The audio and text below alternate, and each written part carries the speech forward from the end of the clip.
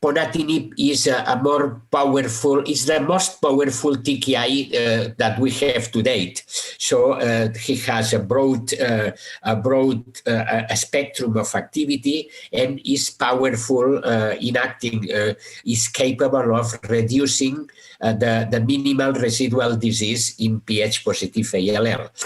So we have in this pilot study, in pilot phase 2 study, we tried to demonstrate that Ponatinib combined with a standard chemotherapy for Ph positive ALL patients, followed by allogeneic stem cell transplantation, could have good results and have a good survival of patients.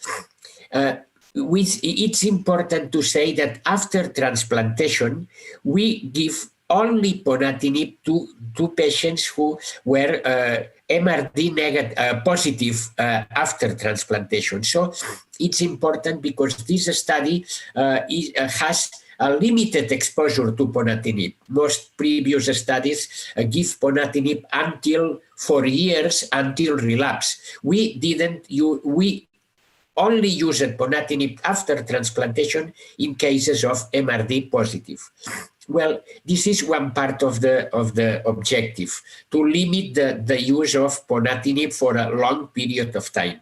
The second objective was to compare this schedule of therapy with an identical schedule that we have used in a trial with imatinib. So the same chemotherapy, imatinib, the same chemotherapy, Ponatinib, transplantation with imatinib, transplantation with Ponatinib. We can have a direct comparison of these two approaches.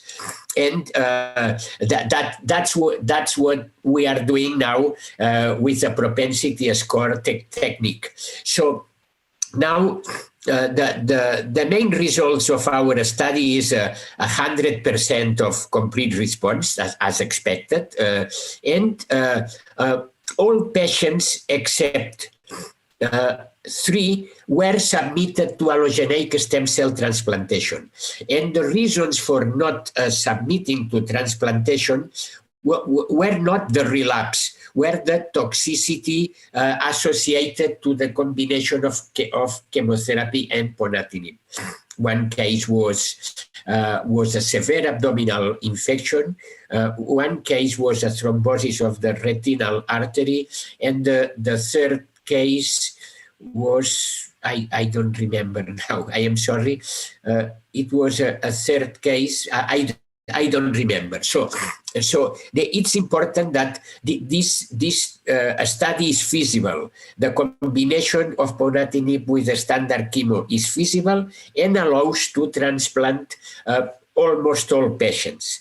And at that moment, we didn't have any specific toxicity, any special toxicity in transplanted patients. So transplant is feasible in these patients.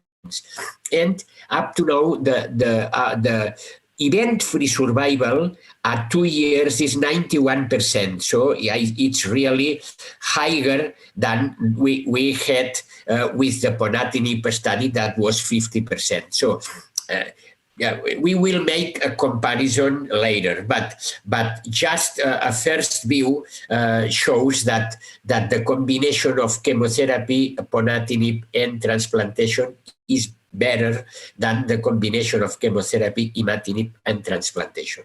So the study is ongoing.